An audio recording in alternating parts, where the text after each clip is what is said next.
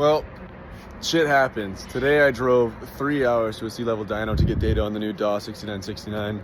We got a little bit of data. It looks very promising, but the car had an issue that was out of our control. Here we are getting the car strapped down on the dyno at Wally's shop. David's going to be tuning the car for us, or as far as I thought we were going to be tuning, and some things happened.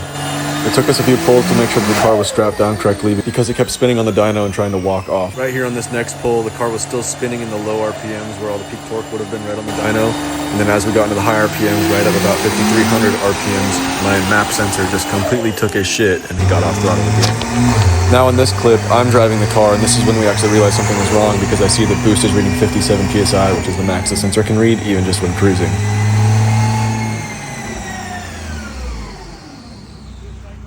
And because of that, we had the car completely torn down on the dyno, hoping that we would be able to just make a jumper wire to the map sensor and continue with the tuning while I was there and we had access to the dyno.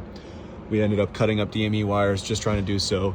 It's 5 volts till the sensor's plugged in and it drops the voltage to the boost level.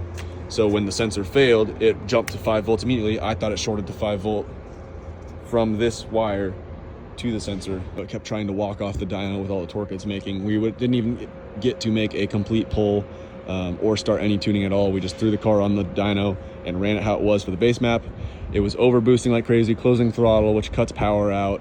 It made 46 PSI at 89% wastegate duty cycle, which is amazing. This turbo is super efficient for being a hybrid turbo. It's essentially a stock location, full frame turbo. And I mean, the numbers that we would have gotten proves it. The numbers that we already still got kind of helps prove it.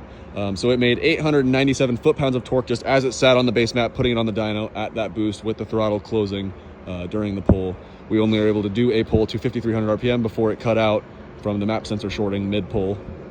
But it made 813 all-wheel horsepower at 5,300 RPM, and that is nowhere near peak horsepower RPM. So it would have kept rising, would have been easily in the 900s on the base map with lots of room to increase it from there.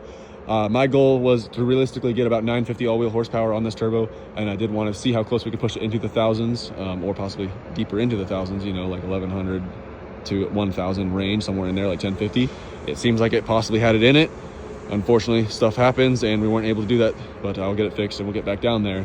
But the 897 all-wheel horsepower with all the issues, and it's spinning on the dyno, which you'll see on the graph, just proves that it does have it in it. We just need to get a complete pull. 340's plugged back in. All over the place. Oh, look at that, locked.